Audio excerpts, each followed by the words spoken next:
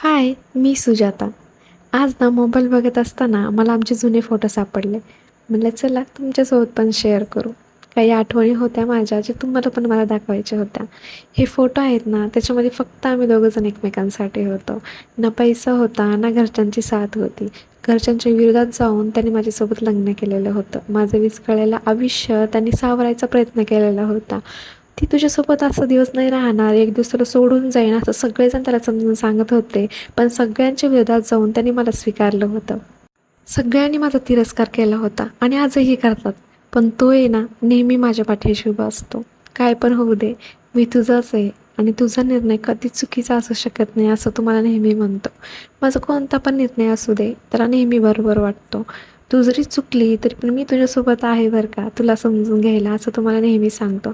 ज्या गोष्टी माझ्या आयुष्यामध्ये ना कधी खऱ्याच होऊ शकत नव्हत्या त्या मला खऱ्या त्यांनी करून दाखवल्या.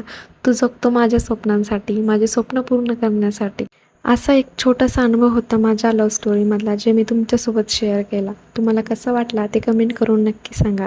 आणि तुम्हाला माझी लव्ह स्टोरी ऐकायला आवडेल का ते पण मला नक्की सांगा. भेटू उद्या आपण पुन्हा एका नवीन व्हिडिओमध्ये. तोपर्यंत बाय बाय.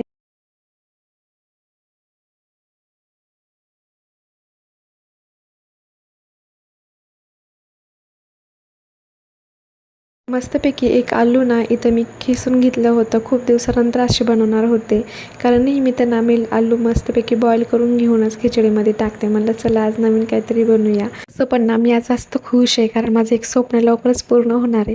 ते पण मी तुमच्यासोबत शेअर करणार आहे. मी ना हातानेच मिरची कुटून घेत होते कारण मला साबुदाणा थोडाच बनवायचा होता आणि त्याच्यासाठी मिक्सर लावायला मला बिलकुल पण परवडत नाही. परवडण्याचं कारण असं की माझा जो किचन वाटा आहे ना तिथं स्विच नाही. परवडण्याचं कारण असं की माझा जो किचन वाटा आहे ना तिथं स्विच नाही आणि मिक्सर जर लावायचं ठरलंच तर खूप जास्त कुटाणे करावं लागतात.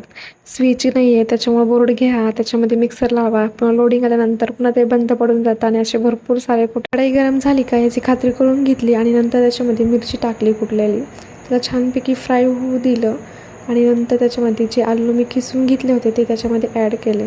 आणि इथं मी जे खिसलेले आलू टाकलेत ना तर त्याच्यामुळे माझी खिचडी चिकट होणार आहे हे मला माहिती आहे.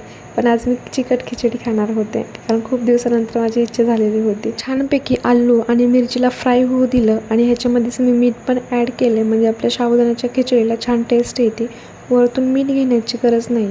छानपैकी फ्राय झाल्याच्या नंतर जे मी शाबू मिक्स केलं होतं शेंगदाण्यामध्ये ते त्याच्यामध्ये टाकून घेतला आणि मस्तपैकी हलवून घेतलं आणि एक 5 ते 10 मिनटं त्याला छानपैकी झाकून ठेवलं. झाकल्यामुळे ना खिचडी एकदम छान फुगते पण आणि मऊ लुसलुशीत होती.